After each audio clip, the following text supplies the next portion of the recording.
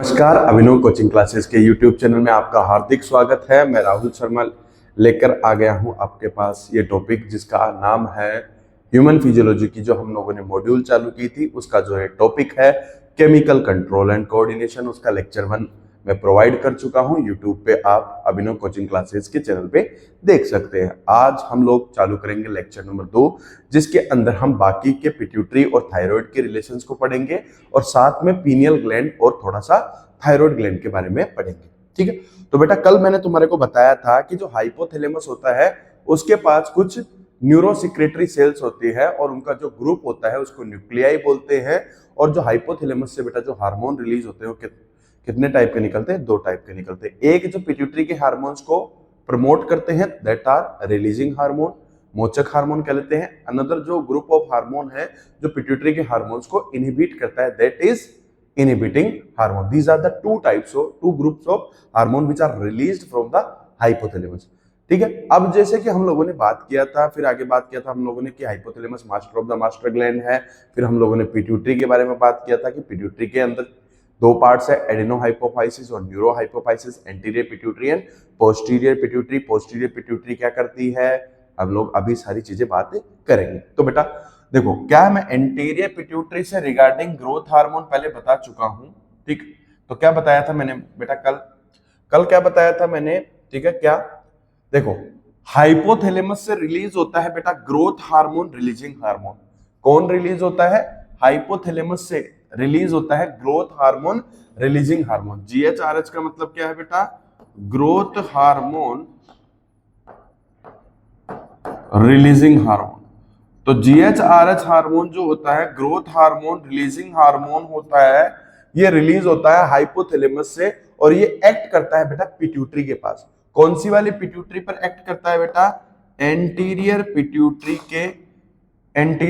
पर एक्ट करता है। कौन सी पिट्यूटरी पर एक्ट करता है बेटा? एंटीरियर पिट्यूटरी पर एक्ट करता है। एंटीरियर पिट्यूटरी के कौन से वाले भाग पर एक्ट करता था? मैंने बताया था एंटीरियर पिट्यूटरी के 2 पार्ट थे। कौन कौन से? पार्स डिस्टेलिस और पार्स इंटरमीडिया। पार्स इंटरमीडिया से सिर्फ एक हार्मोन निकलता था, कौन सा? Melanocyte stimulating hormone. और बाकी जो हार्मोन निकलते थे किससे निकलते थे बेटा? पार्स डिस्टेलिस से। इसलिए तो मैं बोलता हूं कि पिट्यूटरी का ज्यादा बड़ा भाग कौन सा था? Anterior pituitary. एंटीरियर पिट्यूटरी में भी बड़ा भाग कौन सा था?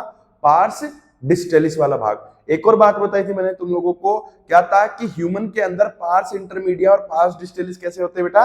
एकदम मिले हुए होते, एकदम फ्यूज्ड होते। तो देखो क्या है, जीएचआरएच ग्रोथ हार्मोन रिलीजिंग हार्मोन निकला हाइपोथैलेमस से। ये जब growth hormone releasing hormone hypothalamus से निकला और ये एंटीरियर पिट्यूटरी के पास आया। किसके पास आया? एंटीरियर पिट्यूटरी के पास आया। मैंने तुम लोगों को कल बताया था कि एंटीरियर पिट्यूटरी के पास 2 टाइप ऑफ सेल होती है, एक एसिडोफिलिक सेल्स होती है और एक बेसोफिलिक सेल्स होती है। एसिडोफिलिक सेल्स में कौन कौन सी बताया था मैंने?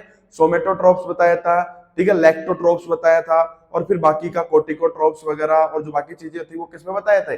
बेसोफिल्स में बताए थे। एसिडोफिल्स में सिर्फ 2 टाइप की, जिसमें ज्यादातर कौन सी होती है? सोमेटोट्रोप्स होती है। ठीक है, अब क्या ग्रोथ हार्मोन रिलीजिंग हार्मोन कहां से निकला? हाइपोथैलेमस से निकला और ये आया पिट्यूटरी के पास, एंटीरियर पिट्यूटरी के पास डिस्टेलिस के पास आया और उसको एक्टिवेट किया और वहां से रिलीज करवाया बेटा ग्रोथ हार्मोन। क्या रिलीज करवाया वहां से? ग्रोथ हार्मोन रिलीज करवाया। देखो, ग्रोथ हार्मोन को सोमेटोट्रोप भी बोलते हैं। ग्रोथ हार्मोन को क्या बोलते हैं? सोमेटोट्रोपिन बोलते हैं। क्यों? क्योंकि ये सोमेटोट्रोप से निकलता है। जो एसिडोफिल सेल थी ना, एसिडोफिलिक सेल्स थी, क्या बेटा? जो एसिडोफिलिक सेल्स थी ना उनके अंदर सोमेटोट्रोप से कौन निकलता है? ग्रोथ हार्मोन निकलता है एंटीरियर पिट्यूटरी के पास डिस्टेलिस से। तो कल क्या क्या बताया था मैंने कि ग्रोथ हार्मोन कार्बोहाइड्रेट का मेटाबॉलिज्म को रेगुलेट करता है। कैसे? ब्लड ग्लूकोज को बढ़ाता है। ब्लड के अंदर ग्लूकोज का बढ़ना क्या कहलाता है? हाइपरग्लाइसेमिया। क्या कहलाता है बेटा? हाइपरग्लाइसेमिया। मतलब क्या कर रहा है ग्रोथ हार्मोन? एक तो ब्लड में ग्लूकोज को बढ़ा रहा है, हाइपरग्लाइसेमिया। दूसरा प्रोटीन की सिंथेसिस को बढ़ा रहा है। तीसरी चीज लाइपोलाइसिस करता है, ठीक है, एंजाइम जो इसका एंजाइम होता है उसको, ठीक है, तो लाइपोलाइसिस करता है। क्या करता है बेटा? ये लाइपोलाइसिस करता है। लाइपोलाइसिस का मतलब क्या होता है? ये लिपिड को तोड़ता है। लिपिड को तोड़ेगा तो फ्री फैटी एसिड है, क्या बेटा? Free fatty acid. क्या? Free fatty acid. वो फ्री फैटी एसिड क्या होगी बेटा? इंक्रीज हो जाएगी। फ्री फैटी एसिड क्या हो जाएगी मेरे बच्चे? इंक्रीज हो जाएगी। दूसरा मैंने तुम लोगों को कल बताया था कि जो ग्रोथ हार्मोन होता है वो बोन, कार्टिलेज और जो टेंडन है इनकी ग्रोथ भी करवाता है।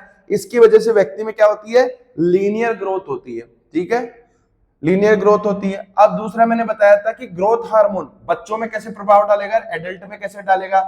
बच्चों में मैंने क्या बताया था, अगर बच्चों में ग्रोथ हार्मोन कम है तो हाइट क्या रह जाएगी, छोटी रह जाएगी, वामनता रह जाएगी, बोनापन रह जाएगा। तो क्या कहलाएगा वो, पिट्यूटरी के वजह से है ना, तो पिट्यूटरी ड्वार्फिज्म, पिट्यूटरी की वजह से। तो वो अगर ग्रोथ हार्मोन बच्चे के अंदर कम बनेगा तो क्या हो जाएगा, बच्चे की हाइट छोटी रह जाएगी, बोना रह जाएगा। ठीक है, अगर ग्रोथ हार्मोन बच्चे के अंदर ज्यादा बनेगा तो क्या हो जाएगा, वो गाइगेंटिज्म हो जाएगा। क्या हो जाएगा बेटा, गाइगेंटिज्म हो जाएगा, गाइगेंटिज्म हो जाएगा। कैसे, एकदम मतलब बहुत ज्यादा साइज हो जाएगी उसकी, बहुत ज्यादा हाइट हो जाएगी उसकी। देखो एकदम बहुत लंबी साइज हो जाएगी गाइगेंटिज्म के केस में। ठीक है, जैसे कि ये देखो, नॉर्मल से एकदम, नॉर्मल से है ना एकदम बहुत ज्यादा उसकी हाइट हो जाएगी। ठीक है, नॉर्मल से क्या हो जाएगी बेटा, बहुत ज्यादा हाइट हो जाएगी उसकी। ठीक है, तो गाइगेंटिज्म मतलब बहुत लंबा हो जाएगा वो व्यक्ति। अगर एडल्ट के अंदर ग्रोथ हार्मोन ज्यादा निकल रहा है तो वो हो जाता है एक्रोमेगली। कल मैंने बताया था खल्ली के अंदर। ठीक है, एक्रोमेगली में क्या होता है, थोड़ा बहुत क्या होता है, ये लोअर वाली जो जॉ है, जो मैंडिबल है, उसका इनलार्जमेंट हो जाता है, ये बाहर की तरफ आ जाती है। तो क्या हो जाना, ये वाली जॉ का आगे आ जाना क्या कहलाता है, प्रोग्नेथिज्म। क्या कहलाता है, प्रोग्नेथिज्म कहलाता है। दूसरी बात मैंने क्या बताया था, उसके हाथ पांव भी बड़े हो जाते हैं। तीसरी चीज मैंने क्या बताया था कि जो एडी होती है ना, एडी, ठीक है, मतलब जो हील होता है उसके अंदर भी उसकी साइज भी क्या हो जाती है, बड़ी हो जाती है। फिर मैंने बताया था कि ये जो सामने वाली फ्रंटल बोल है ये ज्यादा चौड़ी हो जाती है तो फ्रंटल बोसिंग हो जाती है। तो फ्रंटल बोसिंग होगी, मैंडिबुलर इनलार्जमेंट हो गया, प्रोग्नेथिज्म हो गया, हाथ और पांव की साइज बढ़ गई। उसके बाद में क्या, हील पेड की साइज बढ़ गई। तो मेनली जो एक्रोमेगली क्या है, एडल्ट के अंदर ग्रोथ हार्मोन के ज्यादा होने की वजह से हो गया, जिसके अंदर मुख्यतः ये ध्यान रखना, तुम्हारी एनसीईआरटी में ये दे रखा है, ये तो नहीं दे रखा, बट अगर पूछ ले तो ध्यान रखना कि कौन सी बोन का इनलार्जमेंट होता है। तो ये ध्यान रखना, ये शब्द ध्यान रखना, प्रोग्नेथिज्म ध्यान रखना। ठीक है, प्रोग्नेथिज्म ध्यान रखना, मैंडिबल का आगे की तरफ इनलार्जमेंट हो जाना। बस तुम्हारी एनसीईआरटी में ये दे रखा है क्या, एडल्ट के अंदर ग्रोथ हार्मोन का ज्यादा हो जाने की वजह से एक्रोमेगली होता है, जिसमें मुख्यतः क्या होता है, चेहरे की हड्डियां प्रभावित होती है। क्योंकि ग्रोथ हार्मोन क्या कर रहा था, हड्डियों की वृद्धि करवा रहा था ना, तो ज्यादा ग्रोथ हार्मोन होगा तो ज्यादा वृद्धि होगी, तो क्या हो जाता है, मैंडिबल का इनलार्जमेंट हो जाता है। मेनली क्या होता है, चेहरे की जो हड्डियां होती है, जैसे नाक भी इनलार्ज हो जाता है ऐसी।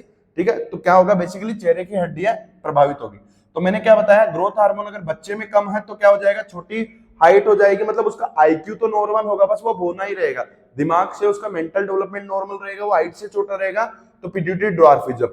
ठीक है, अगर बच्चे में ज्यादा है तो गाइगेंटिज्म, एडल्ट में अगर ज्यादा है तो क्या, एक्रोमेगली, मैंडिबल का इनलार्जमेंट, मेनली चेहरे की हड्डियां प्रभावित होंगी।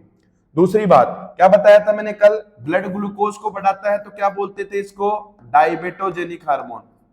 क्या बोलते थे, डायबेटोजेनिक हार्मोन बोलते थे। क्या बोलते थे बेटा, डायबेटोजेनिक हार्मोन बोलते थे। ठीक है, ठीक है। अब देखो क्या बोल रहा हूं मैं कि ये तो जीएचआर है, तो क्या करता है, हाइपोथैलेमस का हार्मोन जो ग्रोथ हार्मोन को प्रमोट करेगा। ठीक है, दूसरा हाइपोथैलेमस से निकलने वाला ही हार्मोन है बेटा सोमेटोस्टेटिन। कौन रे, सोमेटोस्टेटिन, जिसको बोलते हैं ग्रोथ हार्मोन इनहिबिटिंग हार्मोन। क्या बोलते हैं बेटा, ग्रोथ हार्मोन इनहिबिटिंग हार्मोन। ठीक है, मतलब ये ग्रोथ हार्मोन के सिक्रेशन को रोकता है, इसका नाम है सोमेटोस्टेटिन। तो ध्यान रखना, तभी तो बोलते हैं ना, जैसे कि क्या होता है, तुम लोग जाके पढ़ोगे, जब एमबीबीएस में जाओगे तो देखोगे कि एक्रोमेगली का ट्रीटमेंट क्या होता है। एक्रोमेगली के ट्रीटमेंट के लिए क्या देते हैं, सोमेटोस्टेटिन क्या करता है, इनहिबिट करता है। एक्रोमेगली क्यों हो रही थी, ग्रोथ हार्मोन के बढ़ने की वजह से, तभी तो क्या देते हैं, सोमेटोस्टेटिन क्या कर रहा है, इसको घटा रहा है, तो सोमेटोस्टेटिन एनालॉग देते हैं। क्या देते हैं, सोमेटोस्टेटिन एनालॉग देते हैं। ग्रोथ हार्मोन जिस रिसेप्टर पे जाकर काम करता है तो उसको रोकने के लिए ग्रोथ हार्मोन एंटागोनिस्टिक देते हैं। ठीक है, ग्रोथ हार्मोन एंटागोनिस्टिक देते हैं, पेगुआस्ट्रोमेट। ठीक है, और इसके साथ में क्या दे देते हैं, प्रोलैक्टिन। और ये ग्रोथ हार्मोन दोनों क्या होते हैं, सेम मैकेनिज्म के द्वारा एक्ट करते हैं ना, जेक स्टेट पाथवे के द्वारा।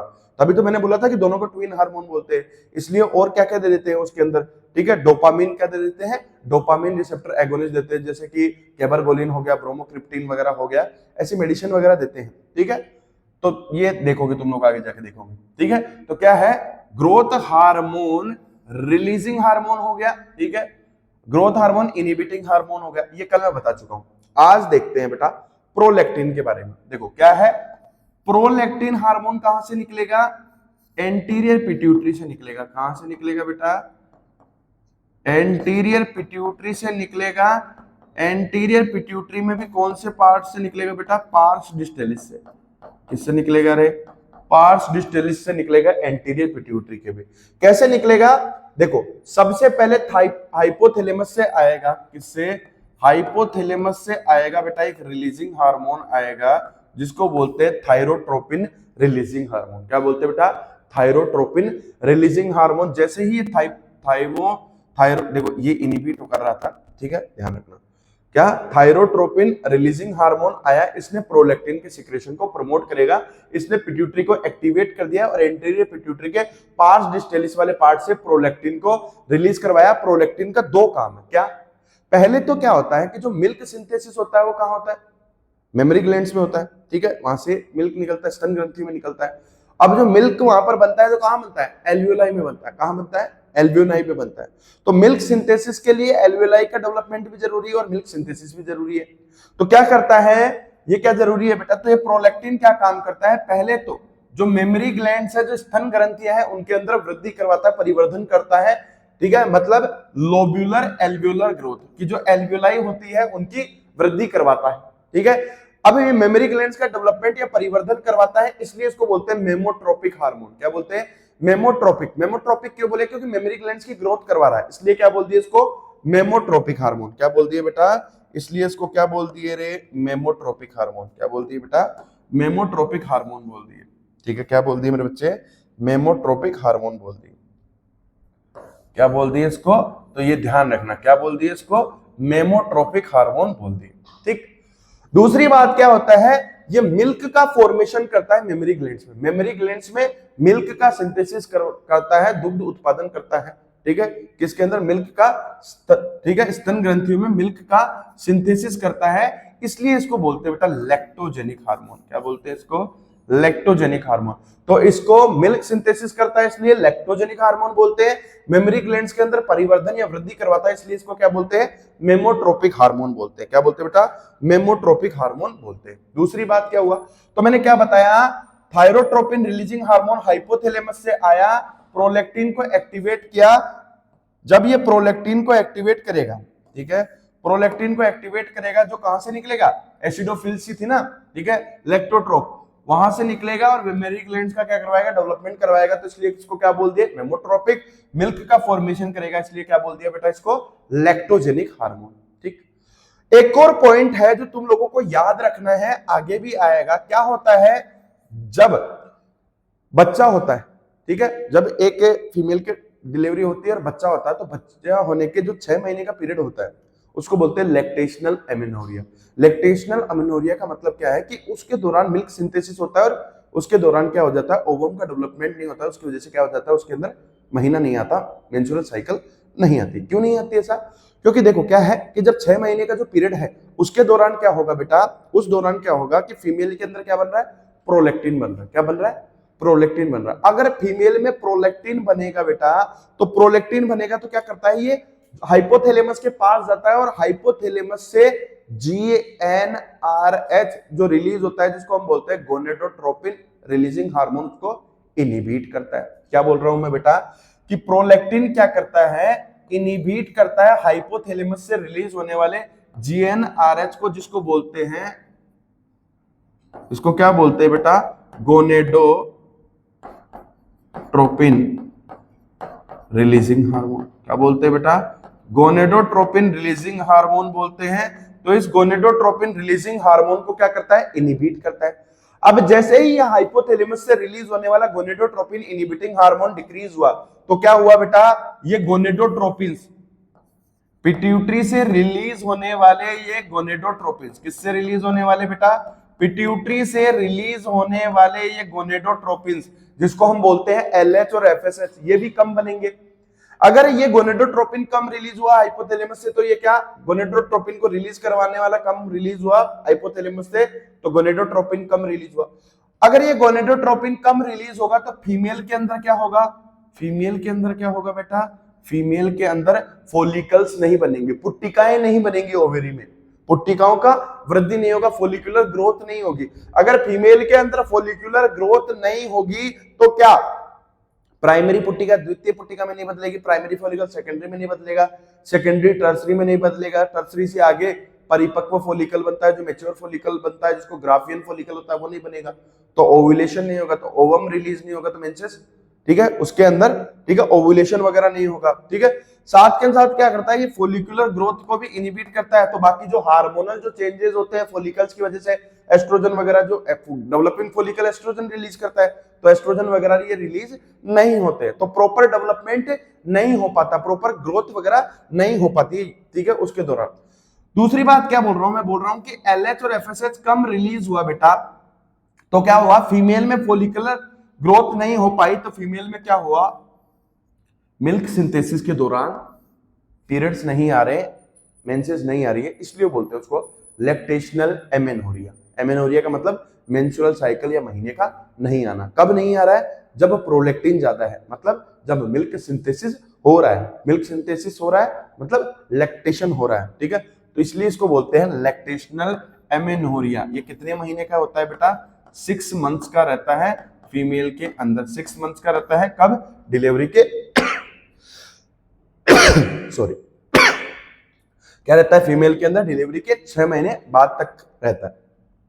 दूसरी बात, अगर मान लो मेल के अंदर प्रोलैक्टिन ज्यादा रहा, अगर नर के अंदर प्रोलैक्टिन ज्यादा रहा, तो बेटा क्या, नर के अंदर प्रोलैक्टिन ज्यादा रहा तो सर्टोरी सेल्स पे प्रभावित नहीं होगी, तो उसकी वजह से क्या होगा, स्पर्मेटोजेनेसिस नहीं होगा, सेकेंडरी सेक्सुअल कैरेक्टर्स नहीं डेवलप होंगे, तो क्या होगा, मेल के अंदर लिबिडो, लिबिडो का मतलब क्या होता है, लिबिडो का मतलब तुमने सुना होगा बहुत जगह, लिबिडो का मतलब क्या है बेटा, male sexual behaviour,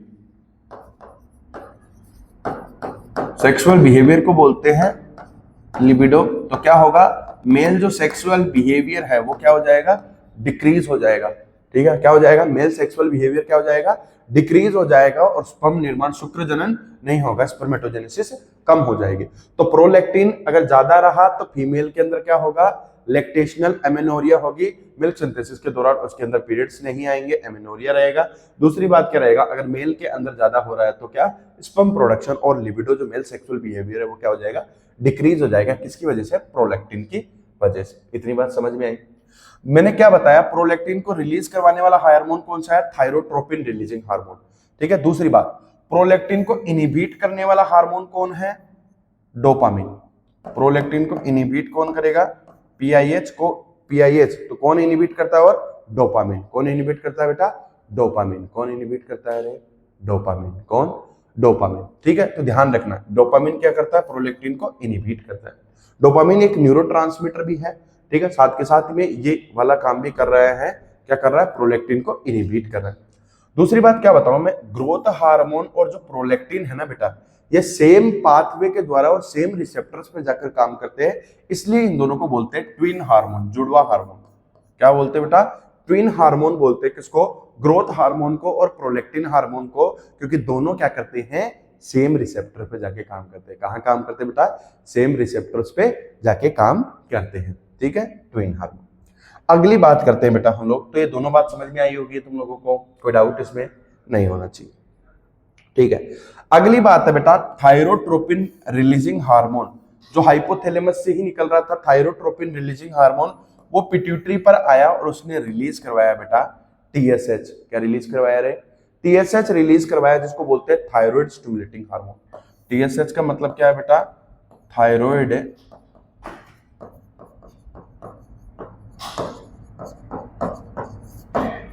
thyroid stimulating hormone release करवाया, कहां से, पिट्यूटरी से। कौन सी पिट्यूटरी से, एंटीरियर पिट्यूटरी। एंटीरियर पिट्यूटरी के कौन से पार्ट से, पार्स डिस्टलिस। तो एंटीरियर पिट्यूटरी के पार्स डिस्टलिस वाले पार्ट से रिलीज हुआ कौन, टीएसएच, थायराइड स्टिमुलेटिंग हार्मोन। जैसे ये थायराइड स्टिमुलेटिंग हार्मोन रिलीज होता है, ये जाता है थायराइड ग्रंथि के पास, थायराइड ग्लैंड के पास जाता है, और थायराइड ग्लैंड को क्या करता है बेटा, एक्टिवेट करता है। किसको एक्टिवेट करता है मेरे बच्चे, थायराइड ग्लैंड को एक्टिवेट करता है। अब थायराइड ग्लैंड के पास जाकर ये थायराइड ग्लैंड को एक्टिवेट करता है, तो थायराइड ग्लैंड से रिलीज होते हैं थायरोक्सिन हार्मोन, ठीक है, थायराइड हार्मोन और थायरोक्सिन हार्मोन निकलते हैं, थायराइड हार्मोन और थायरोक्सिन हार्मोन निकलते हैं जो टायरोसिन अमाइनो एसिड के डेरिवेटिव होते हैं। कौन कौन से? T3 और T4 निकलते हैं। ये क्या होते हैं? जो आधारीय उपापचय जो दर होती है, BMR होती है, उसको रेगुलेट करते हैं। बेसिक जो मेटाबॉलिक रेट होती है उसको रेगुलेट करते हैं बेटा, ठीक है। इतनी बात समझ में आई, ठीक है। तो इतना ही याद रखना। अब तुम्हारे दिमाग में ये आया होगा कि सर आप ऊपर तो उनका इनिबिशन वाला बता रहे थे, यहां आप नहीं बता रहे हो, ठीक है। तो बेटा मैंने कल बताया था तुम लोगों को कि बहुत सारे जो हार्मोन्स होते हैं वो कैसे रेगुलेट होते हैं? नेगेटिव फीडबैक के द्वारा। जैसे कि मैंने क्या बताया, हाइपोथैलेमस था बेटा, ठीक है। हाइपोथैलेमस के पास से जाएगा, फिर कहां? पिट्यूटरी के पास। पिट्यूटरी से वो हार्मोन कहां गया? थायराइड के पास। तो देखो क्या हुआ, सबसे पहले हाइपोथैलेमस ने क्या रिलीज किया था? Thyrotropin releasing hormone. Thyrotropin releasing hormone निकला, कहां आया? एंटीरियर पिट्यूटरी के पास आया, और वहां से क्या निकलवाया? वहां से निकलवाया उसने TSH, थायराइड स्टिमुलेटिंग हार्मोन। फिर थायराइड स्टिमुलेटिंग हार्मोन निकला, वो थायराइड ग्रंथि के पास गया और थायराइड ग्लैंड से क्या निकलवाया? T3 और T4। अब क्या हुआ बेटा? T3 और T4 जैसे जैसे ये आएगा, ये इसको एक्टिवेट किया जाएगा, तो थायराइड ग्लैंड से T3 और T4 निकलता जाएगा। एक समय आएगा कि T3 और T4 खुद ही ज्यादा हो जाएंगे। जब T3 और T4 ज्यादा हो जाएंगे तो क्या ये खुद से ही इनिबिट कर देंगे? किसको? एंटीरियर पिट्यूटरी को भी और हाइपोथैलेमस को भी। क्या बोलेंगे? एंटीरियर पिट्यूटरी को बोलेंगे कि तू TSH रिलीज मत कर, क्योंकि तू TSH रिलीज कर रही है तो हमें T3 और T4 को रिलीज करना पड़ रहा है। तो मतलब क्या, जिन हार्मोन की वजह से ये रिलीज हुए हैं, जब ये एक लिमिट से ज्यादा बढ़ जा रहे हैं तो ये खुद ही इनिबिट कर दे रहे हैं उसको। इसको ही बोलते हैं बेटा नेगेटिव फीडबैक। क्या बोलते हैं? इन्होंने क्या, जिस हार्मोन की वजह से ये निकल रहे हैं, जब ये हद से ज्यादा बढ़ गए तो इन्होंने उन्हीं हार्मोन को निकलने से रोका, तो ये फीडबैक दे रहे हैं, नेगेटिवली उनको निकलने से रोक रहे हैं। तो ये क्या है? नेगेटिव फीडबैक है, ठीक है। तुम लोगों को कल 2 और पॉइंट बताए थे मैंने। यहाँ के पिट्यूटरी के जितने भी हार्मोन्स होते हैं सारे कैसे होते हैं? प्रोटीन होते हैं। दूसरी बात, पिट्यूटरी के जो हार्मोन्स होते हैं वो कैसे होते हैं? ट्रोफिक हार्मोन्स होते हैं। कैसे रे? ट्रोफिक हार्मोन होते हैं, मतलब दूसरे ग्लैंड के सिक्रेशन को कंट्रोल करते हैं, ठीक है। तो इतनी बात क्लियर हुई। दूसरी बात है बेटा कॉर्टिकोट्रोपिन रिलीजिंग हार्मोन। कौन सा रे? Corticotropin releasing hormone. जो कहां से निकलेगा? ये जो इधर वाले हैं ना, ये सारे हाइपोथैलेमस के ही हैं। तो कॉर्टिकोट्रोपिन रिलीजिंग हार्मोन निकला, ये पिट्यूटरी के पास आया। कौन सी पिट्यूटरी के पास आया बेटा? वही सेम पार्ट आया, एंटीरियर पिट्यूटरी के पास आया। एंटीरियर पिट्यूटरी के कौन से पार्ट के पास आया बेटा? पार्स डिस्टेलिस के पास आया, और वहां से रिलीज करवाया ACTH, adrenocorticotropic hormone. ACTH release करवाया, जिसको क्या बोलेंगे? Adreno corticotropic hormone. क्या बोलेंगे बेटा? एडेनोकोर्टिकोट्रोपिक हार्मोन बोलेंगे। जो कहां पर? एड्रेनल ग्लैंड, जो किडनी के पास में मौजूद होती है ना, अधिवक्र ग्रंथि, एड्रेनल कॉर्टेक्स, उसके कॉर्टेक्स बाहर वाले भाग के पास जाएंगे। उसके कहां जाएंगे बेटा? बाहर वाले भाग के पास जाएंगे। तो एड्रेनल कॉर्टेक्स के बाहर वाले भाग के पास गए और वहां जाकर इन्होंने रिलीज करवाया, कॉर्टिसोल रिलीज करवाएंगे। कॉर्टिसोल क्या होता है? लाइफ सेविंग हार्मोन होता है। मैंने कल तुम्हारे को ये भी बताया था, कॉर्टिसोल भी कैसा होता है? कॉर्टिसोल भी कैसा होता है? ब्लड ग्लूकोज को इंक्रीज करता है, डायबिटोजेनिक हार्मोन होता है, कल बताया था, ठीक है। साथ में क्या है? लाइफ सेविंग हार्मोन भी है। और ये क्या करता है? ब्लड ग्लूकोज को इंक्रीज करता है, तो ये भी डायबिटोजेनिक हार्मोन है।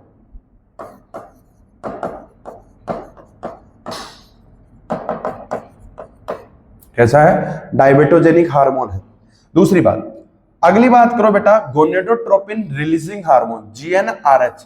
गोनेडोट्रोपिन रिलीजिंग हार्मोन निकलेगा, ये निकलकर आया पिट्यूटरी के पास। कौन सी पिट्यूटरी के पास बेटा? सेम एंटीरियर पिट्यूटरी के पार्स डिस्टेलिस के पास आया, और पार्स डिस्टेलिस के पास आकर क्या रिलीज करवाया बेटा? गोनेडोट्रोपिन्स रिलीज करवाए। क्या रिलीज करवाया रे? गोनेडोट्रोपिन्स रिलीज करवाए। तो गोनेडोट्रोपिन्स किसको बोलते हैं? LH और FSH को। अब देखो क्या हुआ, गोनेडोट्रोपिन रिलीजिंग हार्मोन आया, एंटीरियर पिट्यूटरी के पास डिस्टेलिस के पास काम किया, और वहां से रिलीज करवाया गोनेडोट्रोपिन रिलीज करवाया। क्या रिलीज करवाया बेटा? गोनेडोट्रोपिन रिलीज करवाया। अब कौन कौन से गोनेडोट्रोपिन रिलीज करवाए? LH और FSH, LH और FSH दोनों को मिलाकर क्या बोलते हैं बेटा? गोनेडोट्रोपिन बोलते हैं। क्या बोलते हैं? गोनेडोट्रोपिन बोलते हैं। अब देखो ये LH और FSH का मेल और फीमेल में काम देखते हैं बेटा। देखो मेल के अंदर LH का क्या काम होता है ये ध्यान रखना रे, कौन सी सेल को कौन स्टिमुलेट कर रहा है। देखो L से चालू हो रहा है तो लीडिंग सेल्स, L से लीडिंग सेल्स। देखो मेल के अंदर LH स्टिमुलेट करता है लीडिंग सेल्स को। किसको स्टिमुलेट करता है बेटा? लीडिंग सेल्स को स्टिमुलेट करता है, जो क्या होती है? सेमिनिफेरस ट्यूब्यूल के बाहर मौजूद होती है, ठीक है, सेमिनिफेरस ट्यूब्यूल्स का पार्ट नहीं होती है। तो मेल के अंदर LH रिलीज करता है, लीडिंग सेल्स को रिलीज करता है, और लीडिंग सेल्स से फिर रिलीज होता है बेटा टेस्टोस्टेरोन। क्या रिलीज होता है? टेस्टोस्टेरोन। क्या रिलीज होता है? टेस्टोस्टेरोन रिलीज होता है, जिसका क्या काम है? जिसका क्या काम है रे? तो क्या बोल रहा हूं मैं, मेल के अंदर है, देखो मेल है, मेल के अंदर क्या हुआ बेटा? क्या रिलीज हुआ? मेल के अंदर LH रिलीज हुआ, इसने स्टिमुलेट कर दिया लीडिंग सेल्स को। लीडिंग सेल्स को स्टिमुलेट करने के बाद में इसने क्या रिलीज करवाया? टेस्टोस्टेरोन रिलीज करवाया। तो टेस्टोस्टेरोन रिलीज हुआ तो क्या बनाया उसने? स्पर्मेटोजेनेसिस, मतलब स्पर्म प्रोडक्शन करवाया। पहली चीज तो क्या करवाई बेटा? स्पर्म प्रोडक्शन करवाया। दूसरी चीज क्या करेगा ये? एनाबॉलिक इफेक्ट करेगा, मतलब क्या करवाएगा? सिंथेसिस करवाएगा, ठीक है, बॉडी के अंदर बहुत सारी चीजों की। दूसरी चीज क्या है? द्वितीय जो लैंगिक, ठीक है, लक्षण होते हैं, सेकेंडरी सेक्सुअल कैरेक्टर मेल के अंदर, जैसे दाढ़ी मूंछ आना, एक्सियली, ठीक है, एक्सियल हेयर आना, ठीक है, प्यूबिक हेयर वगैरह आना, ठीक है, और बहुत सारे चीजों के अंदर, ठीक है, वॉइस वगैरह के अंदर चेंज करना, बेयर टोन वॉइस करना, कम पिच वाली ज्यादा लाउडनेस वाली वॉइस वगैरह करना। तो क्या इसके अंदर इसने क्या किया? LH आया, LH ने लीडिंग सेल्स को स्टिमुलेट किया और वहां से प्रोड्यूस हुआ बेटा टेस्टोस्टेरोन। टेस्टोस्टेरोन का क्या काम है? एक तो स्पर्मेटोजेनेसिस करवाना, दूसरा एनाबॉलिक इफेक्ट करवाना, और तीसरा क्या बेटा? सेकेंडरी सेक्सुअल कैरेक्टर्स को रेगुलेट करना, द्वितीय लैंगिक लक्षणों को नियंत्रण करना, ठीक है। अब मेल के अंदर FSH का क्या काम होगा बेटा? ये सर्टोरी सेल्स को स्टिमुलेट करेगा। किसको? सर्टोरी सेल्स को स्टिमुलेट करेगा। अब देखो क्या होता है, जब तुम स्पर्मेटोजेनेसिस देखोगे, पढ़ोगे 12th वाले में, ठीक है, जब मैं पढ़ाऊंगा तो तुम लोग देखोगे क्या होता है। दो चीज होती है, एक होता है स्पर्मेटिड, ठीक है, एक स्पर्मेटोजोआ। स्पर्मेटिड कैसा होता है? हैप्लॉइड होता है, एक सेट ऑफ क्रोमोसोम होता है, लेकिन कैसा होता है वो? नॉन मोटाइल होता है, ठीक है, ठीक है। तो अब उसके बाद में वो स्पर्मेटिड किस में कन्वर्ट होता है? स्पर्मेटोजोआ में कन्वर्ट होता है, जो कैसा? वो भी हैप्लॉइड है, लेकिन कैसा है बेटा? वो मोटाइल है, चल फिर सकता है, ठीक है। तो ये जो नॉन मोटाइल स्पर्मेटिड से मोटाइल स्पर्मेटोजोआ में जो कन्वर्ट होने का जो प्रोसेस होता है, इसको बोलते हैं बेटा मैच्योरेशन। तो क्या होता है, जो सर्टोरी सेल्स होती है वो क्या करवाती है? स्पर्म के मैच्योरेशन फैक्टर रिलीज करती है। स्पर्म के मैच्योरेशन फैक्टर रिलीज करेगी तो क्या? स्पर्मेटिड जो कैसा है? हैप्लॉइड है, ठीक है, कैसा है बेटा? हैप्लॉइड है और नॉन मोटाइल है। कैसा है बेटा? हैप्लॉइड और नॉन मोटाइल है, वो मोटाइल मतलब चलायमान, और हैप्लॉइड एक सेट ऑफ वाले स्ट्रक्चर में कन्वर्ट हो जाता है। तो ये काम होता है। तो मेल के अंदर LH ने लीडिंग सेल्स को एक्टिवेट करके टेस्टोस्टेरोन रिलीज करवाया।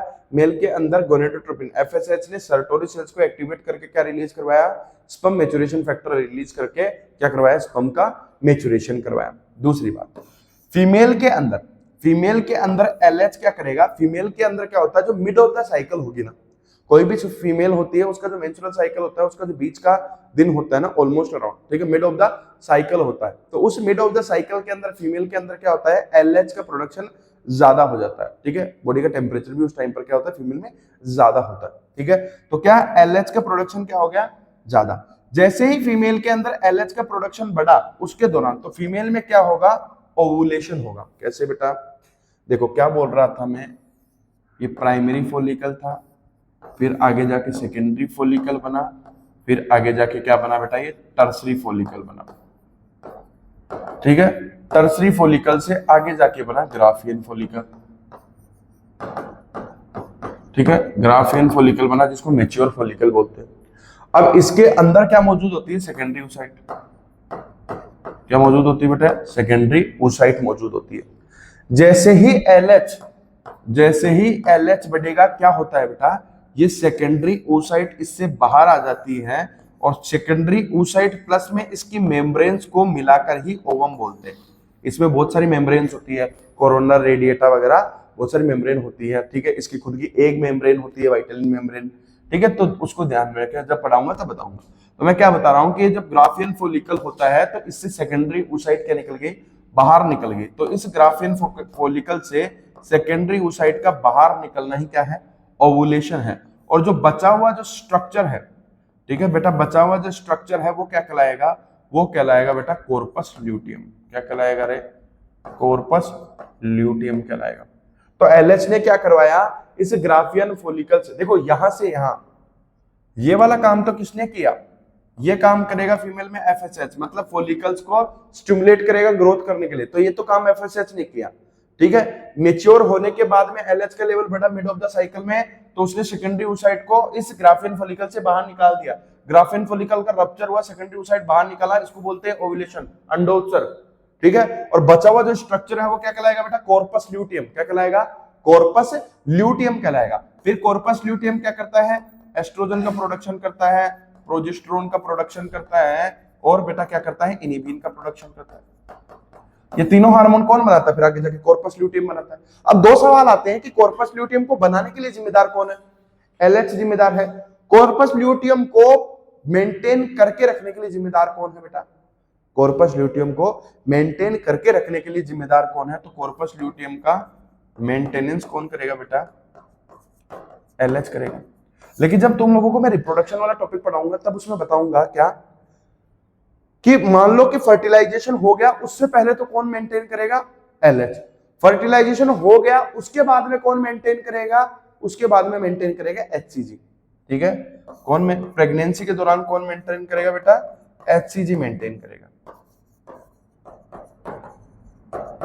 तो कॉर्पस ल्यूटियम को, ठीक है, कॉर्पस ल्यूटियम को प्रेगनेंसी के दौरान कौन मेंटेन करेगा, एचसीजी मेंटेन करके रखेगा, ह्यूमन कोरियोनिक गोनेडोट्रोपिन मेंटेन करके रखेगा, ठीक है, प्रेगनेंसी के दौरान, ठीक है। अब ये मेंटेन क्यों करके रख रहे हैं, क्योंकि हम लोग जानते हैं कि अचानक, ठीक है, अब्रप्टली अगर प्रोजेस्टेरोन डिक्रीज होता है तो वो नए मेंसेस को क्या करता है, नए मेंसेस को क्या कर देता है, चालू कर देता है।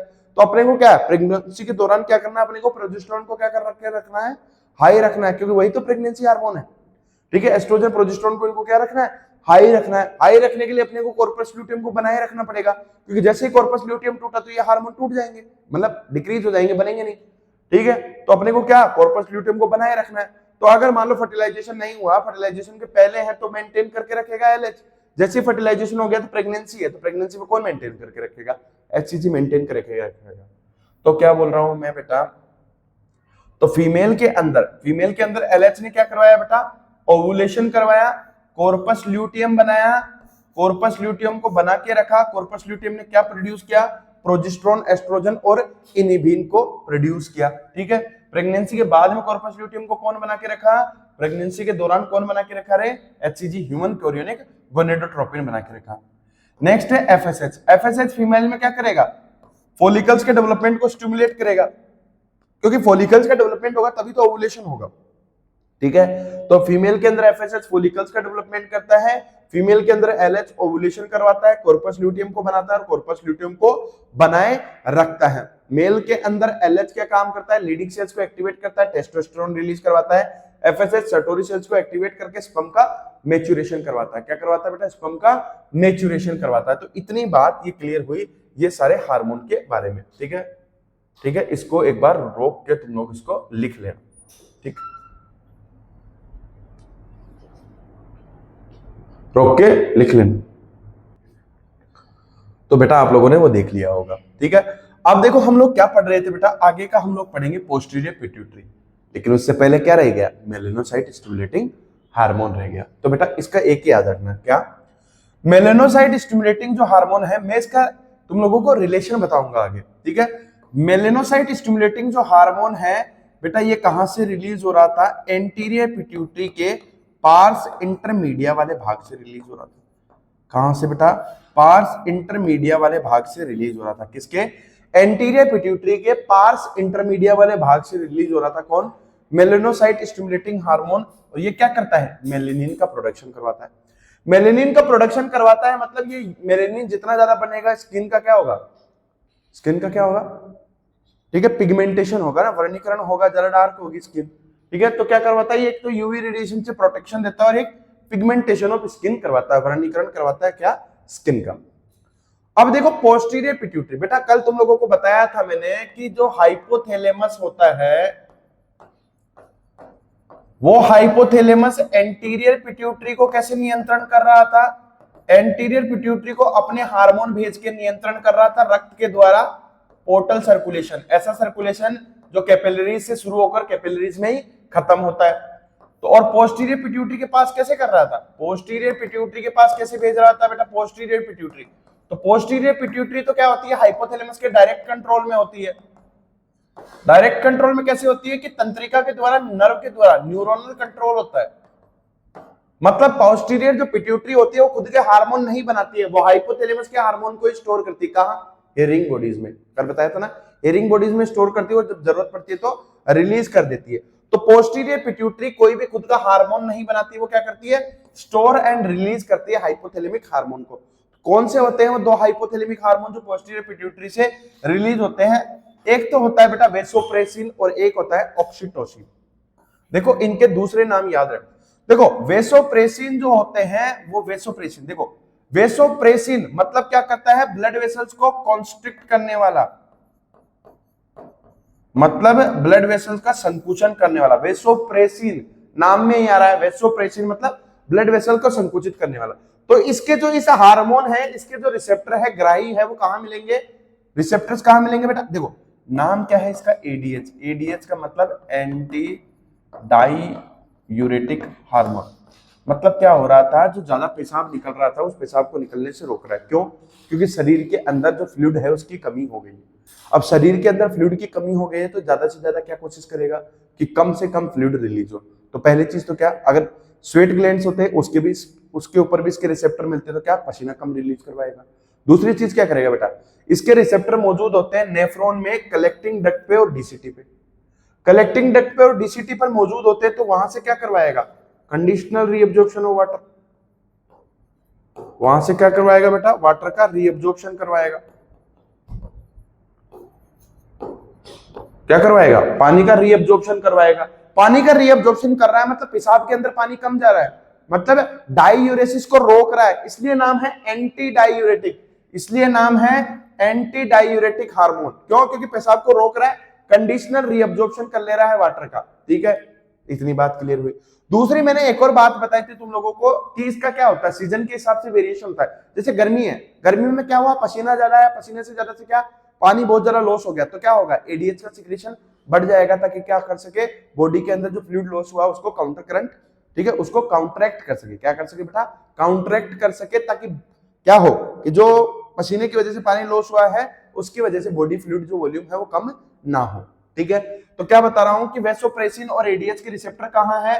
डीसीटी पर है, कलेक्टिंग डक्ट पर है और स्वेट ग्लैंड्स पे मौजूद है और ब्लड वेसल्स पे मौजूद है। तो ब्लड वेसल्स को क्या कर रहा है? ये संकुचित कर रहा है। तो क्या करता है ये? सॉल्ट और वाटर का क्या करता है? एब्जॉर्प्शन करता है, जिसकी वजह से क्या हो जाता है? जो ब्लड वॉल्यूम है या जो बॉडी फ्लूइड वॉल्यूम है, बॉडी फ्लूइड जो वॉल्यूम है वो बढ़ जाती है। तो एडीएच कब रिलीज होता है? जब शरीर में तरल की मात्रा कम हो, ब्लड वॉल्यूम कम हो, तब रिलीज होता है ताकि इसको बढ़ा सके। मान लो अगर कम सीक्रेशन हो, हाइपो सीक्रेशन हो एडीएच का, एडीएच की कमी की वजह से, कल भी बताया था मैंने, एडीएच की कमी की वजह से कौन सी बीमारी होती है? डायबिटीज इंसिपिडस होती है। इंसुलिन वाला नहीं है, वो डायबिटीज मेलाइटिस है। एडीएच की कमी की वजह से क्या होता है? डायबिटीज इंसिपिडस होता है। ठीक है, तो इतना हो गया। Anti diuretic hormone blood vessels पे, स्वेट ग्लैंड पे, नेफ्रॉन पे, यहाँ पर रिसेप्टर मौजूद होते हैं। कब? जब ज्यादा पसीना या बॉडी से ज्यादा वॉल्यूम ऑफ वाटर लॉस हो गया है। ठीक है, तो शरीर में क्या होगा? तरल की कमी हो गई, इसलिए एडीएच रिलीज हुआ। इसका मेन उद्देश्य यही है क्या? कि जो ज्यादा फ्लूइड लॉस हो गया है उसको कंट्रोल कर सके, उसको काउंटरैक्ट कर सके। कैसे एक्ट करेगा? कि जो पेशाब है उस पेशाब के अंदर क्या हो बेटा? कम से कम पेशाब हो, उसके अंदर कम से कम पानी जाए, इसलिए क्या कर देगा? वाटर का और सॉल्ट का रीअब्जॉर्प्शन कराएगा। और हाइपो सीक्रेशन ऑफ एडीएच क्या करता है बेटा? डायबिटीज इंसिपिडस करता है। दूसरा हार्मोन है बेटा ऑक्सीटोसिन। कौन सा हार्मोन है दूसरा? ऑक्सीटोसिन हार्मोन है जो क्या करेगा? संकुचन करवाएगा, कॉन्ट्रैक्शन करवाएगा। ध्यान रखना किसका? स्मूथ मसल्स का। कॉन्ट्रैक्शन करवाएगा किसका?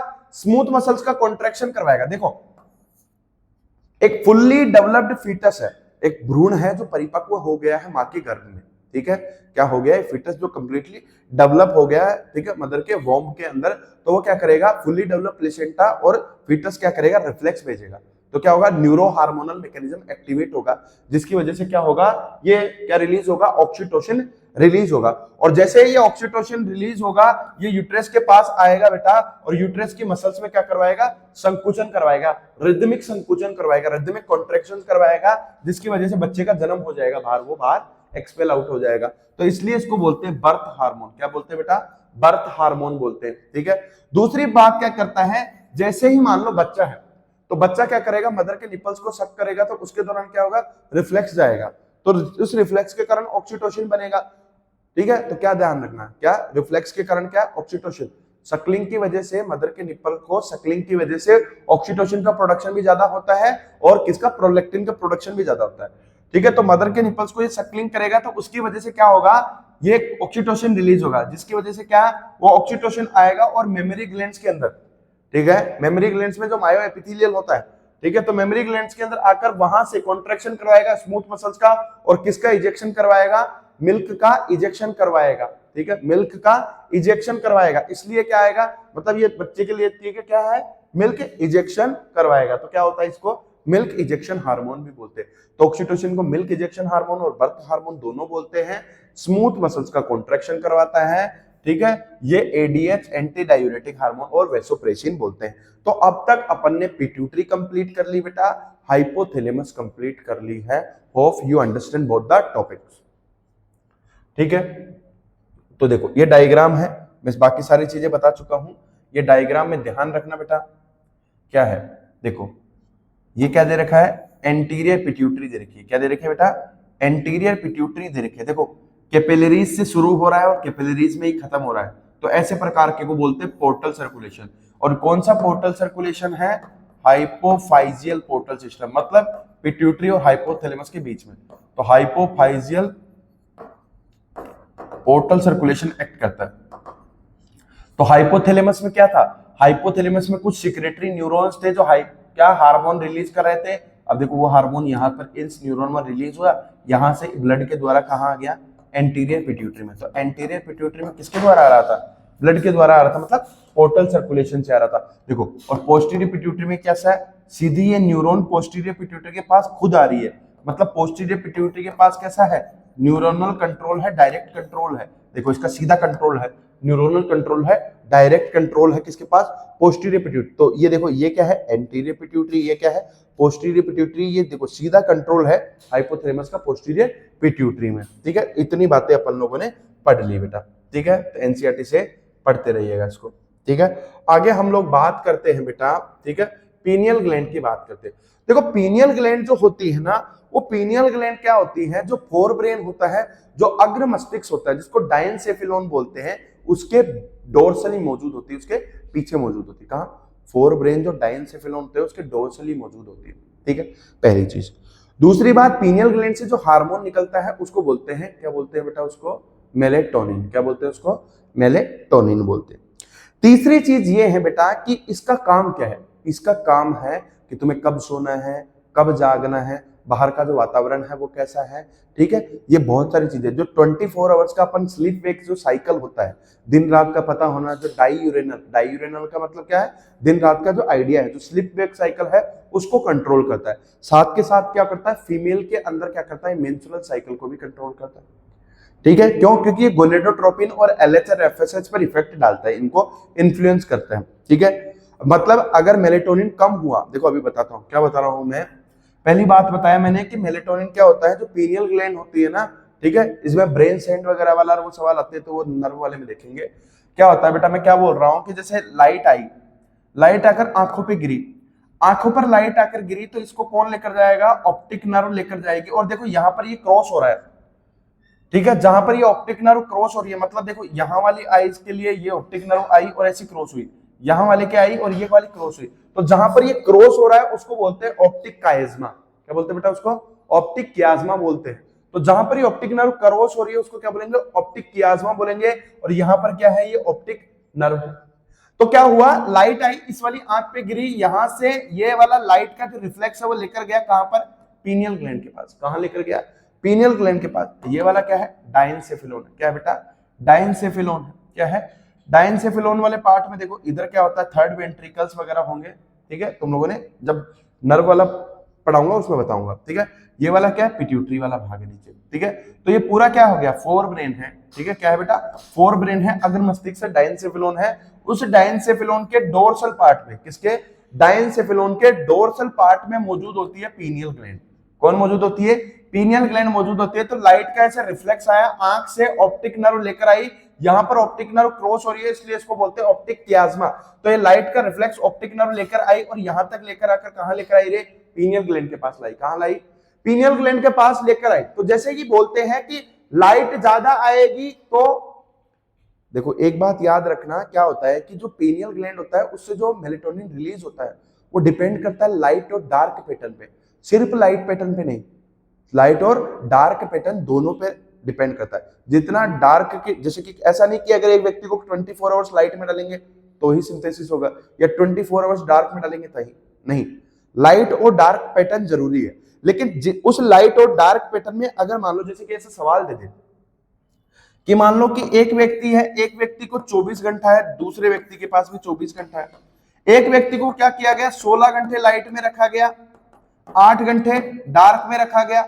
एक व्यक्ति को क्या किया गया बेटा, 16 घंटे डार्क में रखा गया और 8 घंटे लाइट में रखा गया, ठीक है। दो व्यक्ति है, तो क्या होगा, मेलेटोनिन का जो ठीक है, क्या होगा बेटा, जो मेलेटोनिन जो हार्मोन है जो पीनियल ग्लैंड से रिलीज होता है, उसका प्रोडक्शन उस व्यक्ति में ज्यादा होगा जो लाइट और डार्क दोनों में मौजूद है, लेकिन जो जिसने डार्क में समय ज्यादा बिताया, जिसने डार्क में समय ज्यादा बिताया, तो क्या होता है, डार्क के अंदर ज्यादा रिलीज होता है, ठीक है। दोनों जरूरी है, लाइट और डार्क पैटर्न दोनों होना जरूरी है। ऐसा नहीं कि प्योर लाइट हो या प्योर डार्क हो, तब नहीं, लाइट और डार्क दोनों का होना जरूरी है। पर जितना ज्यादा समय वो डार्क में बिताएगा उतना ज्यादा सिंथेसिस होगा। तो क्या बोल रहा हूं मैं बेटा, तो इसलिए पीनियल ग्लैंड के द्वारा जो मेलेटोनिन का सिंथेसिस होता है, इसको पीनियल ग्लैंड को थर्ड आई भी बोलते हैं, ठीक है, तीसरी आंख, थर्ड आई भी बोलते हैं इसको, ठीक है। तो लाइट आई, यहां से ऑप्टिक नर्व इसको लेकर आई, क्रॉस हुई, ऑप्टिक कियाज्मा बोलते हैं इसको। क्या बोलते हैं बेटा, ऑप्टिक कियाज्मा बोलते हैं, जहां से ऐसे क्रॉस हो रही है, यहां से राइट आई से ये लेकर ये आया, ठीक है, इधर से ये आया, यहां पर पीनियल ग्लैंड के पास आया। तो पीनियल ग्लैंड ने रिलीज किया हार्मोन मेलेटोनिन। कौन सा हार्मोन रिलीज किया बेटा, मेलेटोनिन। अब ये मेलेटोनिन हार्मोन क्या बताया मैंने, अगर लाइट ज्यादा होगी तो मेलेटोनिन का प्रोडक्शन क्या होगा, कम होगा, क्योंकि मैंने बताया कि मेलेटोनिन को सिंथेसिस करने के लिए लाइट और डार्क, अंधेरा और प्रकाश दोनों जरूरी है, लाइट और डार्क दोनों जरूरी है। लेकिन जब दोनों दी जाए और जिसको ज्यादा डार्क मिल रहा हो उसमें क्या होगा, मेलेटोनिन ज्यादा बनेगा, ठीक है। तो लाइट के इनवर्सली प्रोपोर्शनल है। अब देखते हो मेलेटोनिन का क्या क्या काम होता है। मेलेटोनिन क्या करता है, कोई भी जो व्यक्ति होता है बेटा उसके अंदर 24 आवर्स जो डाईयूरेनल जो रिदमिसिटी होती है, 24 घंटे की जो डाईयूरेनल जो रिदमिसिटी है उसको बना के रखता है। क्या करता है बेटा, 24 आवर्स की डाईयूरेनल रिदमिसिटी बना के रखता है। मतलब आपको कब सोना है, कब जागना है, तो जो स्लीप वेक साइकिल होती है, ठीक है, नॉर्मल जो स्लीप वेक साइकिल होती है उसको बना के रखता है, ठीक है। बॉडी के टेम्परेचर को भी मेंटेन करके रखता है, ठीक है। साथ के साथ में मेटाबॉलिज्म को इन्फ्लुएंस करता है। कैसे, ये इंसुलिन के सिक्रेशन को, ठीक है, प्रमोट करता है, मतलब इंसुलिन को प्रमोट करता है। अब इंसुलिन रिलीज होता है मतलब ये ब्लड ग्लूकोज लेवल को क्या करवाता है, इनडायरेक्ट इफेक्ट से कम करवाता है। मेटाबॉलिज्म को कैसे प्रभावित किया बेटा, इसने इंसुलिन के सिक्रेशन को प्रभावित किया। मतलब क्या हुआ, अगर मेलेटोनिन रिलीज ज्यादा होगा, मेलेटोनिन का रिलीज क्या होगा बेटा, ज्यादा होगा, तो ज्यादा क्या होगा, इंसुलिन सिक्रेशन होगा और ज्यादा उसकी सेंसिटिविटी बढ़ेगी। जितना ज्यादा इंसुलिन रिलीज होगा, जितनी ज्यादा उसकी सेंसिटिविटी बढ़ेगी बेटा, उतना ज्यादा क्या होगा, ब्लड का ग्लूकोज क्या होगा, कम होगा।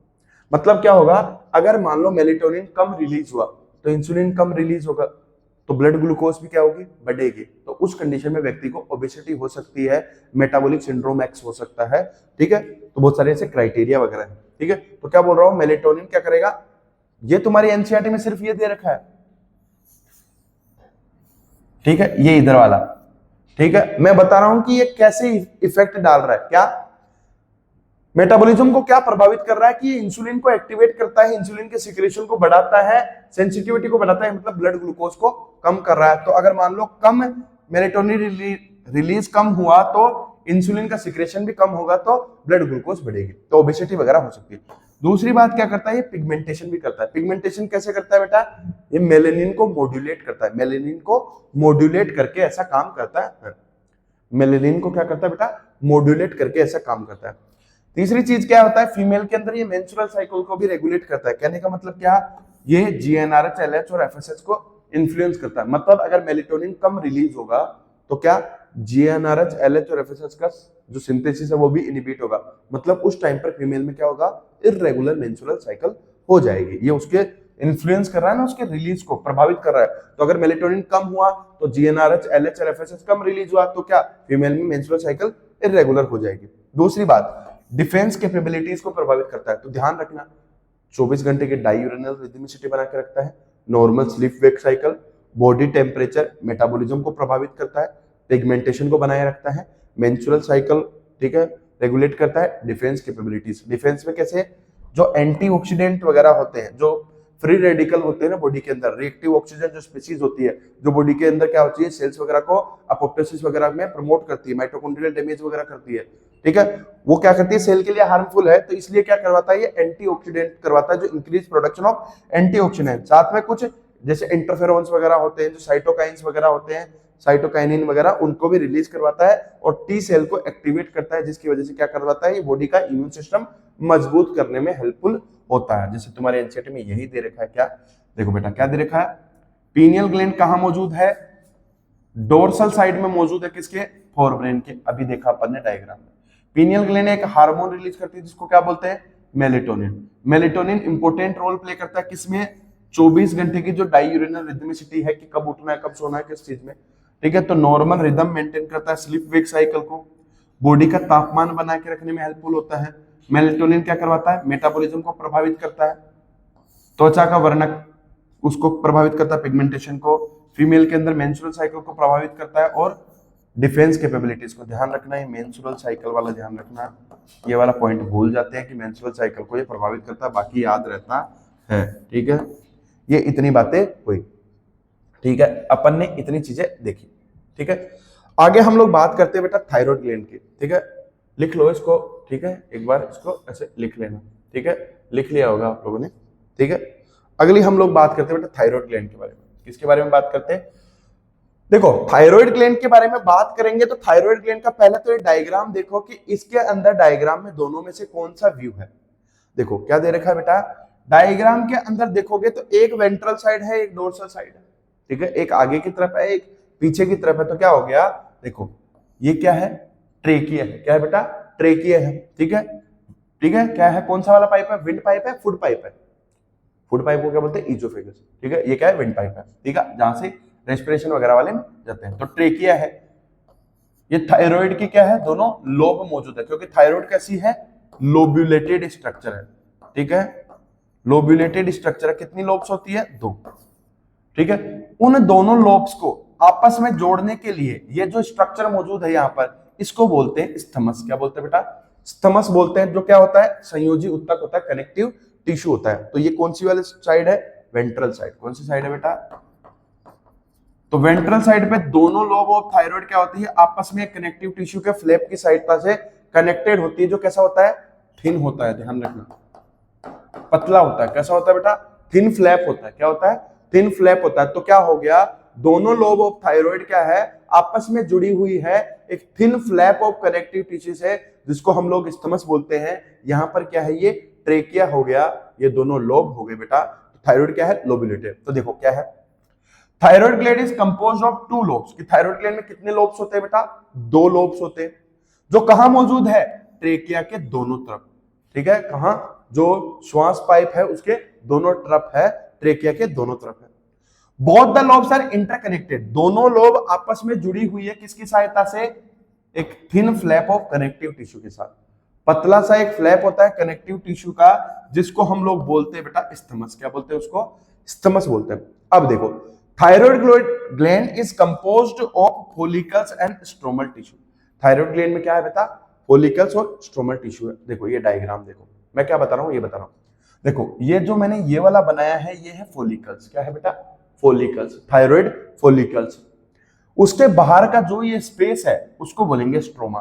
तो थायराइड के अंदर क्या पार्ट है, थायराइड किस किस से बनी हुई है, एक थायराइड फॉलिकल्स और दूसरा किससे बेटा, स्ट्रोमल टिश्यू से। किससे, एक थायराइड फॉलिकल से और दूसरा किससे, स्ट्रोमल टिश्यू से। अब देखो थायराइड फॉलिकल्स कैसे होते हैं बेटा, क्यूबॉइडल होते हैं। कैसे? सिंपल क्यूबॉइडल एपिथेलियम से बने हुए होते हैं। किससे? सिंपल क्यूबॉइडल एपिथेलियम से बने हुए होते हैं। कौन?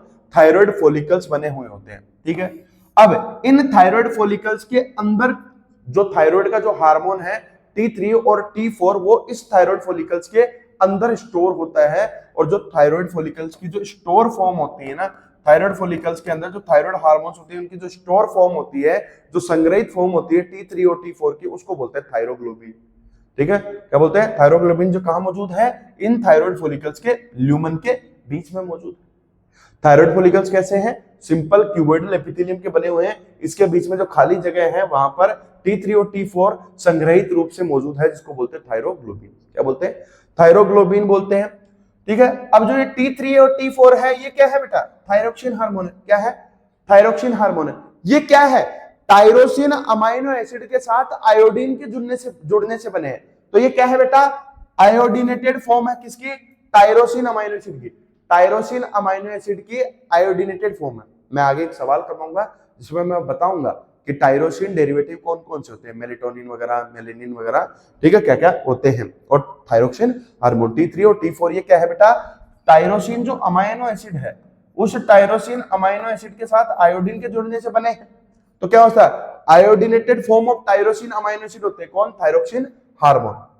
तो मैंने क्या बोला बेटा? दो पार्ट है। क्या? एक थायराइड फॉलिकल्स है और बाहर का जो स्पेस है उसको क्या बोलते हैं? स्ट्रोमल टिश्यू बोलते हैं। ठीक है। और यहां पर कुछ स्ट्रोमल टिश्यू के अंदर ही कुछ सेल्स मौजूद होती है जिनको हम बोलते हैं पैराफोलिकुलर सेल्स। क्या बोलते हैं बेटा? पैराफोलिकुलर। देखो क्या बोल रहा है, ये क्या है? थायराइड का फॉलिकल। ये क्या है? पैराफोलिकल। फॉलिकल के बाहर, ठीक है, चारों तरफ स्कैटर्ड है, फॉलिकल के बाहर मौजूद है। पैराफोलिकुलर क्या है? पैराफोलिकुलर। मतलब ये जो थायराइड फॉलिकल है उसके अंदर मौजूद नहीं है, थायराइड फॉलिकल के बाहर मौजूद है, लेकिन है किसमें? थायराइड ग्लैंड में मौजूद है। किसमें है? थायराइड ग्लैंड में मौजूद है। तो थायराइड ग्लैंड की ये कुछ सेल्स होती है जिनको बोलते हैं पैराफोलिकुलर सेल्स बोलते हैं। वो parafollicular cells of thyroid produce करती है एक हार्मोन जिसको बोलते हैं टीसीटी या थायरोकैल्सिटोनिन। क्या प्रोड्यूस करती है? टीसीटी या थायरोकैल्सिटोनिन प्रोड्यूस करते हैं। इसका क्या काम है? ये ब्लड के अंदर कैल्शियम को कम करता है। मतलब ये कैसा हार्मोन है? हाइपोकैल्सेमिक हार्मोन है। कैसा है? हाइपोकैल्सेमिक हार्मोन है, क्योंकि क्या किया इसने? ब्लड में कैल्शियम कम करता है। तो रक्त के अंदर कैल्शियम कम करता है कौन? थायराइड की पैराफोलिकुलर सेल से निकलने वाला हार्मोन जिसका नाम है थायरोकैल्सिटोनिन या टीसीटी। क्या कर दिया? ब्लड में कैल्शियम को कम कर दिया। कैसे कम करता है? देखो मुझे क्या बता रहा हूं मैं, ये मेरे पास मान लो ब्लड है, यहां पर मेरे पास कैल्शियम था खूब ज्यादा मात्रा में। अब मुझे इस कैल्शियम को कम करना है, तो कैल्शियम को कम कैसे करूंगा? जब इस कैल्शियम को इस ब्लड से बाहर भेज दूंगा तब अपने आप कम हो जाएगा। तो क्या कर सकता हूं? इस ब्लड के अंदर से कैल्शियम था, उस कैल्शियम को मैं कहां भेज दूं? बोन्स में भेज दूं। कहां भेज दूं बेटा?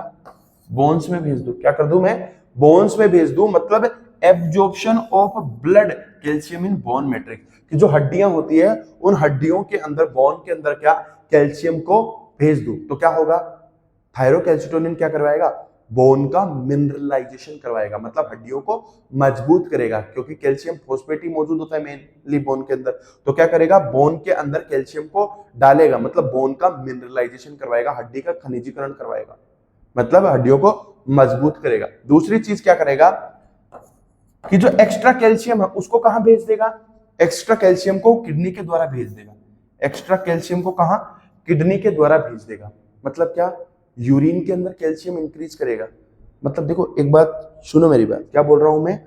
ब्लड में कैल्शियम को डिक्रीज करेगा इसलिए हाइपोकैल्सेमिक हार्मोन, बट बचे हुए कैल्शियम को यूरिन में बढ़ाएगा तो कैसा है? Hyper calciuric hormone. मतलब यूरिक जो यूरिन है उसमें कैल्शियम को बढ़ा रहा है। तो अगर कैल्शियमिक है, मतलब ब्लड में कैल्शियम कम कर रहा है और यूरिन में कैल्शियम बढ़ा रहा है, तो हाइपोकैल्सियूरिक हार्मोन है। अब यूरिन के अंदर कैल्शियम बढ़ा रहा है, अगर ये यूरिन में कैल्शियम हद से ज्यादा गया तो ये ऑक्जिलेट के साथ जुड़ जाएगा, कैल्शियम ऑक्जिलेट का क्रिस्टल बना देगा, जिसकी वजह से क्या हो सकता है? क्या हो सकता है जिसकी वजह से? सोच के बताना। रिनल स्टोन हो सकता है, किडनी स्टोन हो सकता है, मैंने बताया था। तो क्या अगर मान लो थायरोकैल्सिटोनिन ज्यादा काम करेगा, ज्यादा कैल्शियम निकलेगा बाहर, तो ये क्या? यूरिन के अंदर कैल्शियम तो क्या कर रहा है? टीसीटी क्या कर रहा है बेटा? ब्लड के अंदर कैल्शियम को तो कम कर रहा है, लेकिन क्या यूरिन में कैल्शियम को बढ़ा रहा है। अगर ये यूरिन में कैल्शियम बढ़ा रहा है तो आगे जाकर हो सकता है कि रीनल स्टोन हो सके, किडनी स्टोन हो जाए। क्यों? क्योंकि ये जो कैल्शियम यूरिन के अंदर जा रहा है ये ऑक्जेलेट से जुड़ जाएगा, ऑक्जेलेट से जुड़कर कैल्शियम ऑक्जेलेट का क्रिस्टल बना के रीनल स्टोन बना सकता है। तो ध्यान रखना है, ब्लड में कम कर रहा है इसलिए इसको बोलते हैं हाइपोकैल्सीमिक हार्मोन। ठीक है, यूरिन में बढ़ा रहा है इसलिए इसको बोलते हैं हाइपर कैल्सीयूरिक। ठीक है, ये वाली बात को ध्यान रखना बेटा। ठीक है, तो इतनी बातें क्लियर हुई किसकी? पैराफोलिकुलर सेल्स की। तो अभी देखो क्या बोल रहा हूं मैं। थायराइड ग्लैंड के अंदर दो पार्ट है, एक फोलिकल्स है, एक स्ट्रोमल टिश्यू है। फोलिकल्स किसके बने हुए थे? सिंपल क्यूबोइडल एपिथेलियम के बने हुए हैं। स्ट्रोमल टिश्यू मौजूद होता है, उस स्ट्रोमल टिश्यू में क्या होती है? पैराफोलिकुलर सेल्स होती है फोलिकल्स के बाहर। Each thyroid follicle is composed of follicular cells. प्रत्येक थायराइड फोलिकल में क्या मौजूद होती है? बहुत सारी फोलिकुलर सेल्स मौजूद होती है। तो देखो क्या बोल रहा है, यही बोल रहा है कि ये क्या है? पूरा थायराइड फोलिकल है। इस थायराइड फोलिकल्स में जो सेल्स है इनको बोलते हैं बेटा थायराइड।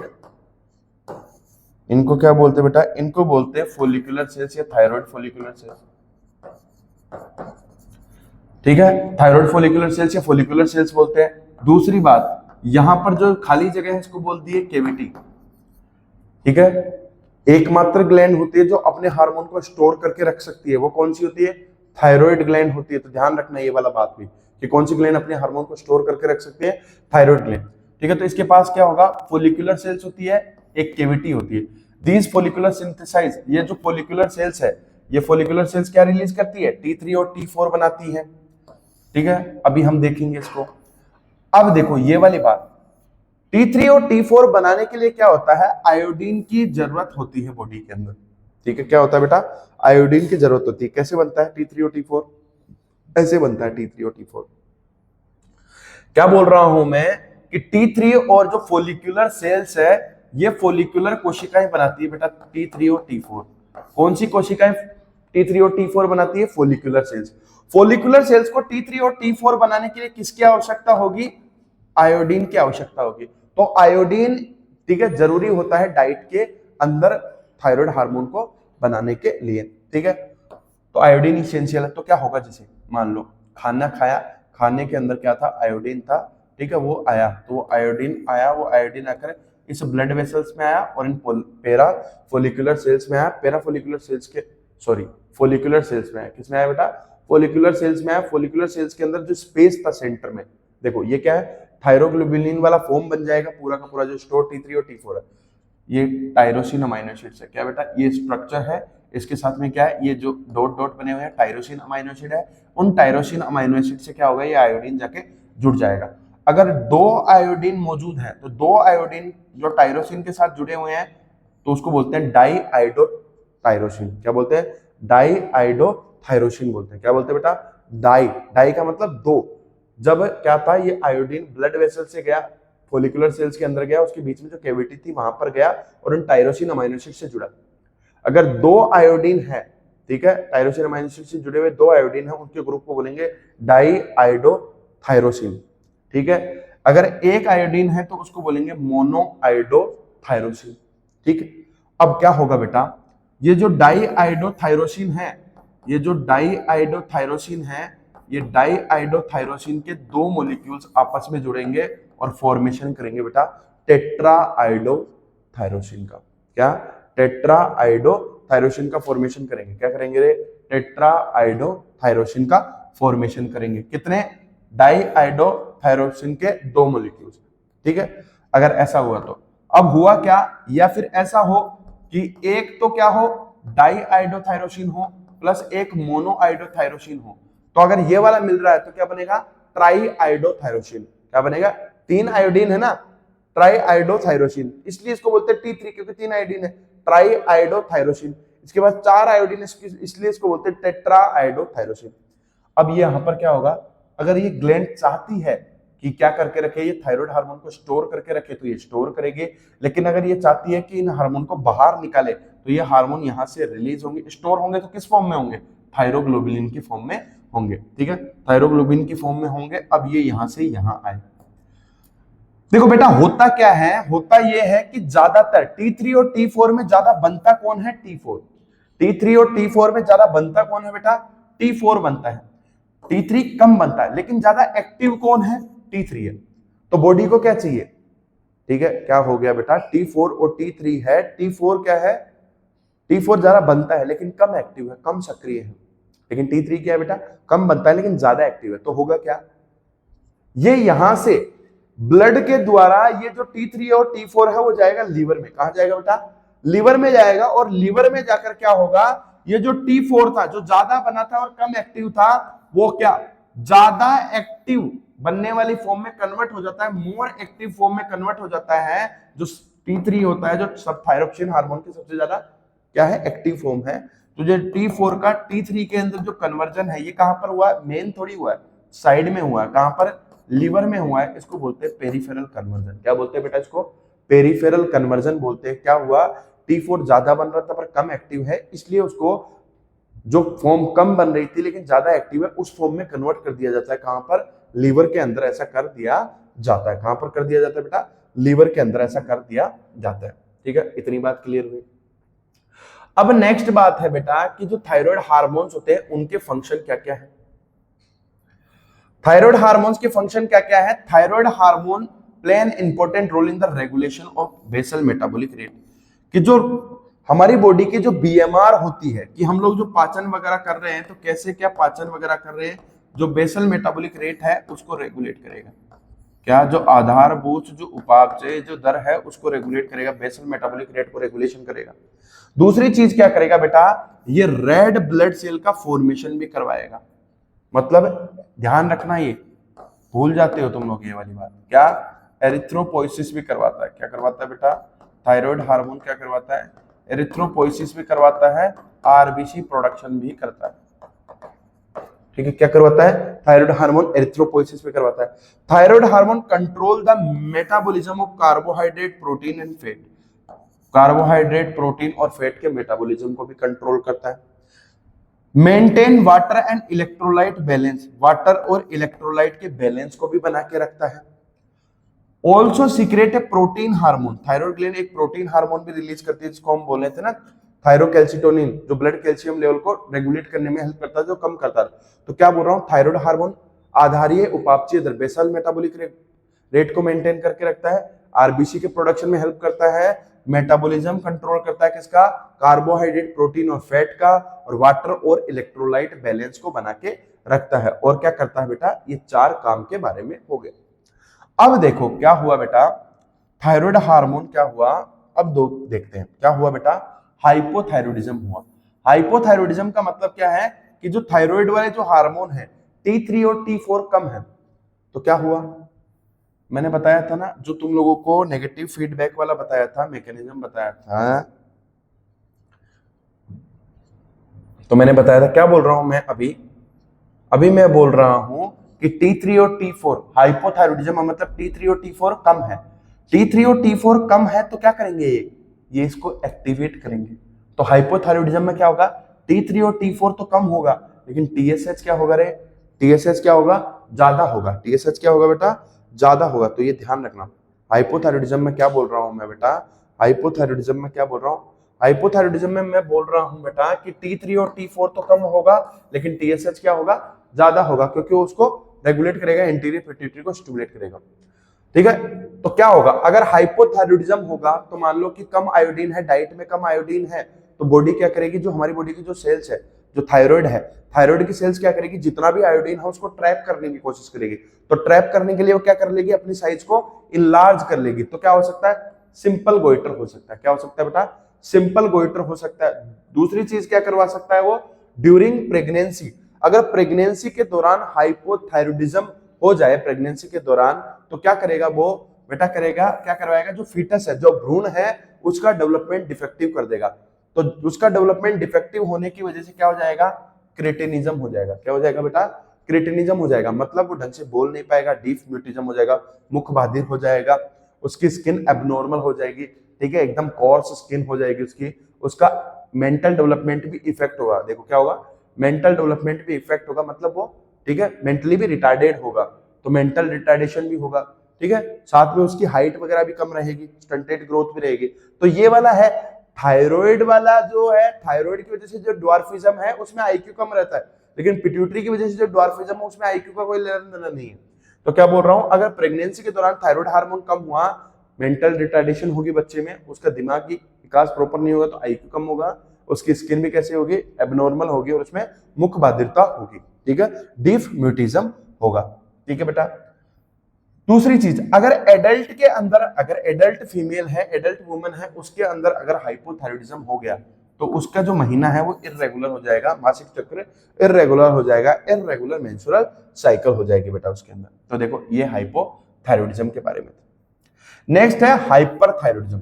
हाइपरथायराइडिज्म मतलब थायराइड ज्यादा काम कर रहा है, या तो थायराइड में कोई गांठ बन जा रही है, नोड्यूल बन जा रहा है, ठीक है, या थायराइड की सेल्स को क्या कोई क्या, या तो थायराइड में क्या बन जा रहा है, नोड्यूल बन जा रहा है, मतलब थायराइड की ग्लैंड है हाइपर एक्टिव हुई है तो नोड्यूल बन जा रहा है, या तो ठीक है, या कोई एक्टोपिक थायराइड है, कोई दूसरी जगह थायराइड टिश्यू मौजूद है, या और क्या हो सकता है, और हो सकता है बेटा कि कोई एंटीबॉडीज है जो थायराइड को आकर एक्टिवेट कर रही है बार बार, तो ऐसा हो सकता है। तो हाइपरथायराइडिज्म मतलब थायराइड ज्यादा एक्टिव है, मतलब T3 और T4 तो ज्यादा होगा, लेकिन TSH क्या होगा, कम होगा। जैसे कि एक तो है एक्सोप्थेल्मिक गोइटर। एक्सोप्थेल्मिक गोइटर में क्या है, थायराइड ग्लैंड तो इनलार्ज रहेगी लेकिन आंखें बाहर की तरफ निकली हुई रहेंगी। जैसे कि अब जो आंखें, जो आईबॉल है बेटा, क्या, जो आईबॉल जो बाहर की तरफ निकली हुई होती है उसको बोलते हैं प्रोट्रूशन, जो आईबॉल होता है ना बेटा उसको बोलते हैं एक्सोप्थेल्मोस। क्या बोलते हैं ना, एक्सोप्थेल्मोस बोलते हैं,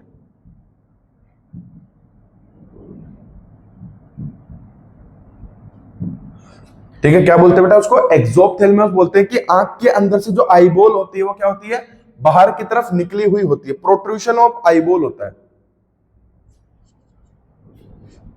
ठीक है, जैसे कि तुम इस डायग्राम में देखो, ठीक है, ये क्या है बेटा, एक्सोप्थेल्मिक गोइटर का ही है, ठीक है, ठीक है। तो एक्सोप्थेल्मोस का मतलब क्या है कि जैसे कि जो आईबॉल होती है ना, ये जो आंख की जो आईबॉल्स है, ये आईबॉल्स क्या होती है बेटा, बाहर की तरफ निकली हुई होती है, प्रोट्रूशन ऑफ द आईबॉल्स, ठीक है, आईबॉल्स क्या होती है बेटा, बाहर की तरफ निकली हुई होती है, इसी को बोलते हैं एक्सोप्थेल्मोस। क्या बोलते हैं, एक्सोप्थेल्मोस बोलते हैं। तो क्या हो गया बेटा, ठीक है, क्या हो गया, एक्सोप्थेल्मिक गोइटर, मतलब हाइपरथायराइडिज्म में क्या होगा, एक्सोप्थेल्मिक गोइटर होगा, मतलब थायराइड ग्लैंड का इनलार्जमेंट होगा, और ये जो आईबॉल है ये बाहर की तरफ निकली हुई होगी, प्रोट्रूशन ऑफ द आईबॉल होगा, जिसको हम बोलते हैं एक्सोप्थेल्मोस बोलते हैं। और क्या होगा, ज्यादा थायराइड हार्मोन है तो ज्यादा बेसल मेटाबॉलिक रेट ज्यादा होगी, मतलब क्या होगा, टेम्परेचर ज्यादा होगा, ठीक है। दूसरी बात, टेम्परेचर ज्यादा होगा, बॉडी के अंदर एनर्जी ज्यादा बर्न होगी, मतलब वेट लॉस भी ज्यादा होगा, ठीक है, तो वेट लॉस ज्यादा होगा, बीएमआर ज्यादा होगी। दूसरी बात, हाइपरथायराइडिज्म के केस में एक और दिक्कत होती है, एक और बीमारी है जिसका नाम है ग्रेव डिजीज। ग्रेव डिजीज क्या है बेटा, इसमें ऑटो एंटीबॉडीज बनती है। क्या है ये, ऑटो इम्यून डिसऑर्डर है, स्व प्रतिरक्षा विकार है, तो ध्यान रखना है, ऑटो इम्यून डिसऑर्डर है। तो ये ऑटो इम्यून डिसऑर्डर है, इसमें क्या होगा, ऑटो एंटीबॉडीज बनती है जो थायराइड के ही अगेंस्ट काम करती है और एक्टिवेट करती है उसको, और उसको बताती है कि तुम्हें क्या बनाना है, थायराइड हार्मोन ज्यादा से ज्यादा बनाना है, ठीक है। तो आज हम लोगों ने बेसिकली इस चैप्टर के बारे में देखा। मैं कल तुम लोगों को हाइपोथायराइडिज्म और हाइपरथायराइडिज्म से बेसिक टेम्परेचर में क्या क्या रहता है, कौन कोल्ड इंटॉलरेंट होता है, कौन हीट इंटॉलरेंट होता है, कैसे क्या फीचर्स होते हैं, ठीक है। बेसिकली आज इतना सारा हम लोगों ने देखा। कल हम लोग पैराथायरॉयड ग्लैंड वगैरह भी पढ़ेंगे और कैल्शियम मेटाबॉलिज्म वगैरह को भी देखेंगे। तो लगातार बने रहिए अभिनव कोचिंग क्लासेस के यूट्यूब चैनल पे और इस चैनल को सब्सक्राइब कीजिए। Thank you.